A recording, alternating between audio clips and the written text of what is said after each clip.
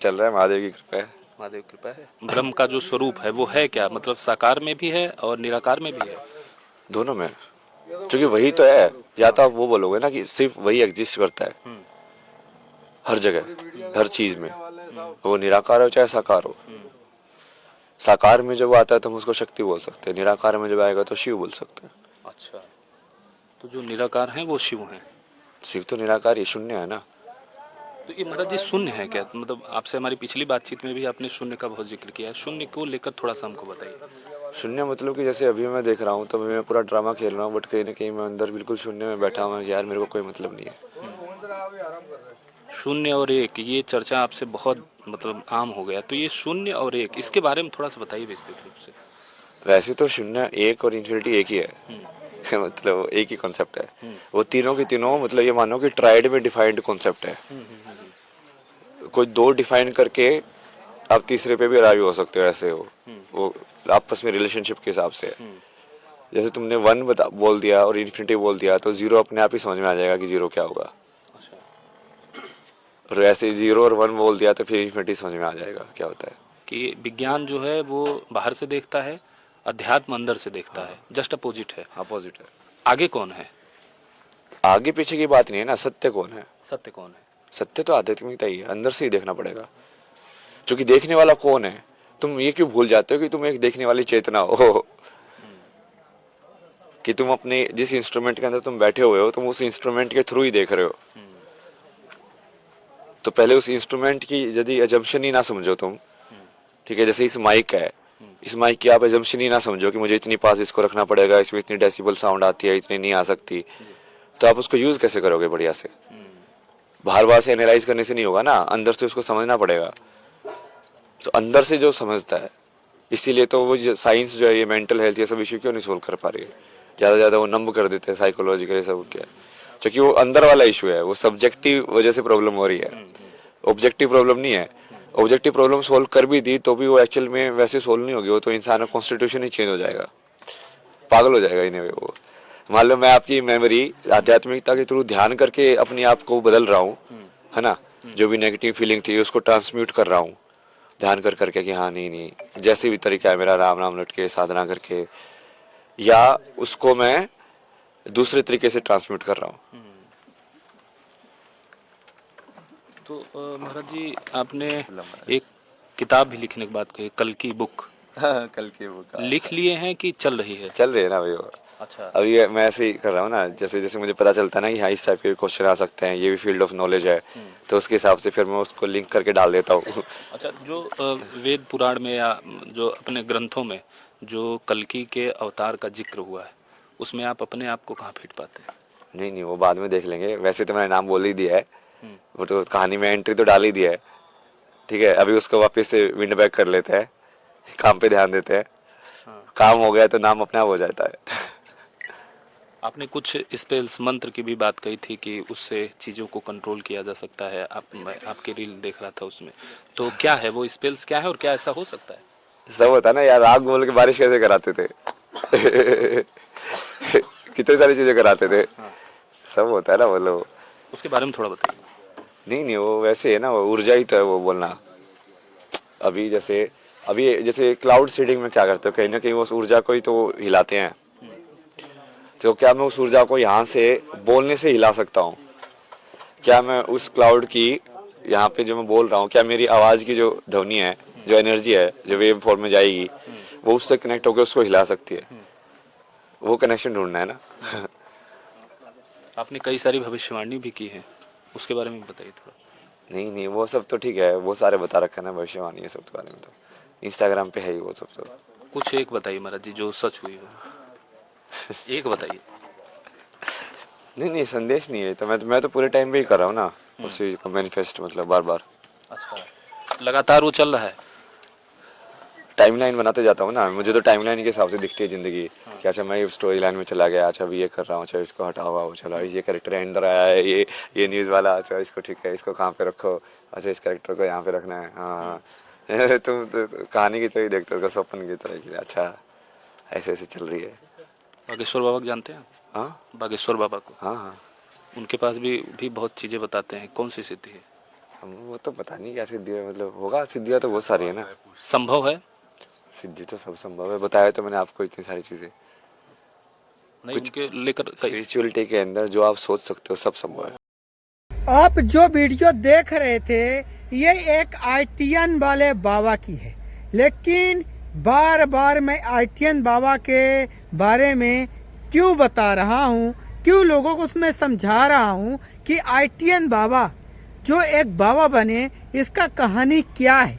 आज मैं फिर से आपको एक नया एपिसोड में इसके लिए बताने आया हूँ। जो आईटीएन वाले बाबा हैं जो किए हैं वो काफ़ी तारीफ वाली बात है, लेकिन आज मैं उसी के बारे में बताएगा। अगर आप पूरी वीडियो देखेंगे तो आपको विस्तार से समझ आएगा कि मैं क्या कह रहा हूँ। हालांकि आप कुछ गलत कमेंट करने से पहले आप वीडियो को समझ लेना तो मैं आपको क्या बताया हूँ और क्या समझाया हूँ। जो सोशल मीडिया में बताया जा रहा है कि एक लड़की के चक्कर में आईटीएन वाले बाबा की जिंदगी बर्बाद हो गई है, क्या सत्य में एक आईटीएन वाले बाबा की जो 36 लाख रुपए महीना इनकम कमाता था, सैलरी थी, उसकी क्या जिंदगी एक लड़की के कारण बर्बाद हुई है? या उसके माँ बाप इलेक्शन लड़ के उसकी जो संपत्ति थी सारा बेच दिए, उससे उनकी दिमाग खराब हुई है, जिससे बताया जा रहा है कि आईआईटी वाले बाबा एक मेंटल है। कई लोग सोशल मीडिया में इस तरह का वीडियो बना दिए हैं और लोगों को कहना है, लेकिन इसकी कितनी सच्चाई है आज मैं एक विस्तार से आपको सबूत के साथ समझाएगा और आप उसको समझ भी जाएंगे ऐसा हो सकता है क्या। आज मैं आपको बता दूं, आईटीएन वाले बाबा ने अपने इंटरव्यू में कहा कि हमारे जो माँ बाप हैं, हमारे जो बाप है अपनी माँ के ऊपर भगवान का रूप देखा है। हालांकि जब आईटीएन वाले बाबा से यह सवाल पूछा गया था कि आईटीएन वाले बाबा ये बताओ कि माँ बाप तो भगवान होते हैं और माँ बाप को छोड़ के आप तपस्या कर रहे हो, क्या भगवान खुश होंगे? तब आईटीएन वाले बाबा ये जवाब दिए थे कि हमारा जो बाप है क्या अपने माँ के ऊपर भगवान का रूप देखा था, माता का रूप देखा था? तब तो अपने माँ को ही गाली देता था हमारा बाप। ये आईटीएन वाले बाबा का कहना था, लेकिन आईटीएन वाले बाबा अपने माँ बाप के ऊपर यहाँ तक आरोप लगा दिया कि हमारे माँ बाप इलेक्शन लड़ते हैं और सारा जगह जमीन बेच देते हैं। है क्या? कुछ भी नहीं है। इसीलिए सब चीज़ें देखकर मैं अपने भोले बाबा के राह पे चला हूँ। अब रियलिटी क्या है आज मैं आपको बता दूं। और यहाँ तक आईटीएन वाले बाबा कह दिए कि हमारे माँ बाप हमें बहुत परेशान करते थे, बहुत मारपीट भी करते थे घर पे, इसीलिए मैं ये सब चीज़ें छोड़ दिया मोह माया और मैं भगवान के रास्ते पे आ गया। आज कहानी मैं आपको बता दूं। देखो, साधु संत बनना और एक सनातन धर्म, मैं भी सनातन हूँ, मैं विरोध नहीं करता हूँ, मैं दिल से बोलता हूँ कि मैं सनातनी हूँ। और मैं आपको बता दूं, सनातन बनने के लिए और कहने के लिए उससे कुछ नहीं है, लेकिन सबसे पहले ये हमारे गीता में लिखा है कि आप जिस धर्म से हो आप अपना धर्म बचा रहे हो, अपने धर्म में हो, तुमसे उससे बढ़ के कुछ नहीं है। अगर तुम अपने धर्म को समझ रहे हो यही तुम्हारा धर्म है। हालांकि हम अपने माँ बाप को ठोकर दे के हम उसका प्रचार कर रहे हैं, जिससे हमें कोई पुण्य नहीं है। इसमें श्री रामचंद्र जी ने ये चीज़ें कहा है कि चाहे बाप कितना भी बड़ा पापी क्यों न हो, बाप के सामने सर माथा टेकना जरूरी है, क्योंकि बाप बाप होता है। बाप किसको बोला जाता है ये श्री रामचंद्र जी भी रामायण में कहा था। और अपने जो लीला रचे हैं उनकी जैसे वीडियो है, जो सीता माता के साथ जो भी हुआ था, हरण हुआ था, उनको आपस लेके आए, उसमें भी वो कहे और इसमें गीता भी में लिखा है ये चीज़ें। लेकिन आज मैं बता दूं कि जो आईटीएन वाले बाबा आरोप लगाए माता पिता के ऊपर, इसमें कितनी सच्चाई है मैं आपको बता दूं। जो आईटीएन के माता पिता हैं उनका कहना है कि हमने बेटा को समझाया कि बेटा घर का घर गृहस्थी संभाल लो, तुम कहीं मत जाओ, लेकिन बेटा सुनने का नाम नहीं लेता है। ये उनका फादर का एक बयान भी सामने आया। लेकिन मैं आपको बता दूं, अगर कोई भी अपने बेटे को पसंद नहीं करेगा और उसका सपोर्ट नहीं करेगा, तो बाबा जो होता है इंजीनियरिंग की कोर्स कैसे कर लिए, और इतने बड़े जगह में पढ़ाई करके कनाडा कैसे चलेंगे? क्या फ्री में गए होंगे? क्या आईटीएन वाले बाबा पैसा लेके पैदा हुए होंगे? उनको पैसा तो उनके माँ बाप ही इतना कुछ किए होंगे ना। अब इसमें तो 2-4-6 लाख रुपए में तो लगा नहीं होगा, कम से कम तो करोड़ों रुपए इतना बड़ा करियर बनाने में लग ही जाता है। अगर एक बच्चे को तुम पढ़ाते हो तो महीना फीस आती है 30 से 35 हज़ार, अगर अच्छी स्कूल में पढ़ाते हो छोटे से। लेकिन जब इतने बड़े कॉलेज में, इतने बड़े यूनिवर्सिटी में तुम पढ़ाओगे तो अच्छों की होश गायब हो जाती है। तो एक बच्चे के इतनी बड़ी करियर बना के उनको आईटीएन वाले बाबा को 35-36 लाख की नौकरी का करते थे, पैसा कमाते थे। क्या वो बिना पढ़े लिखे 35-36 लाख कनाडा की में सैलरी मिलती थी उनको? क्या वहाँ की कंपनी पागल थी? नहीं, आईटीएन वाले बाबा पढ़े लिखे थे तभी तो मिला ना। तो पढ़ाए लिखाए कौन? उनके माँ बाप पढ़ाए लिखाए। तो बात यही है ना कि माँ बाप अपने बेटे को अच्छा मानते थे, अपने बेटे को पढ़ाए लिखाएं और पढ़ा लिखा के उनका करियर माँ बाप सेटल किए। ये बात सत्य है। माँ बाप मानते हैं अपने बच्चे को तभी तो। माँ बाप तो गलत नहीं थे। अगर माँ बाप गलत होते बच्चे करियर कैसे बनाते? इतने बड़े कनाडा में कैसे जाते? फ्री में जाता। अब आप इससे ही एंगल से समझ सकते हो कि आईटीएन वाले बाबा की सच्चाई क्या है। लेकिन सबसे बड़ी बात यह है कि आईटीएन वाले बाबा के ऊपर एक आरोप ये भी लगा कि आईटीएन वाले बाबा की जो एक गर्लफ्रेंड थी जो कनाडा में रहती थी, आईटीएन वाले बाबा का धोखा दिया। ये बात सत्य है कि आईटीएन वाले बाबा एक लड़की के साथ हिमाचल में गए थे घूमने के लिए, तब उनके गर्लफ्रेंड के साथ हिमाचल में छेड़खानी हुई थी। ये आईटीएन वाले बाबा भी बताए थे। और ये आईटीएन वाले बाबा की गर्लफ्रेंड की मर्जी से हुआ था, हालांकि गलत संबंध मनाया गया था। ये आईटीएन वाले बाबा खुद बताए हैं कि हमारे गर्लफ्रेंड के साथ गलत हुआ था। हालांकि हिमाचल में जब टूर में गए थे आईटीएन वाले बाबा तो उनके गर्लफ्रेंड के साथ गलत होता है। और गलत होने के बाद जब आईटीएन वाले बाबा की गर्लफ्रेंड वो भी कनाडा में रहती थी और आईटीएन वाले बाबा भी कनाडा में रहते थे, तो कहते हैं एक बात याद रखना, अगर औरत बेवफा है, मैं किसी महिला किसी का अपमान नहीं कर रहा हूँ, हमारे भी माता पिता हैं, बहन हैं, सब हैं, लेकिन जो बात हकीकत है वो हकीकत ही है। तो जब वहाँ पे रह रही थी गर्लफ्रेंड आईटीएन वाले बाबा की, तो आईटीएन वाले बाबा की जो गर्लफ्रेंड थी आईटीएन वाले बाबा को धोखा दे देती है, किसी और के साथ संबंध रख लेती है। और आईटीएन वाले बाबा को जब मालूम ये हो जाता है कि हमारी जो गर्लफ्रेंड है किसी और के साथ है और किसी और के साथ उसके साथ सब चीज़ें हो रहा है, तो आईटीएन वाले बाबा डिप्रेशन में चले जाते हैं। यही बात नहीं है, रियलिटी है, आपको लग रहा होगा।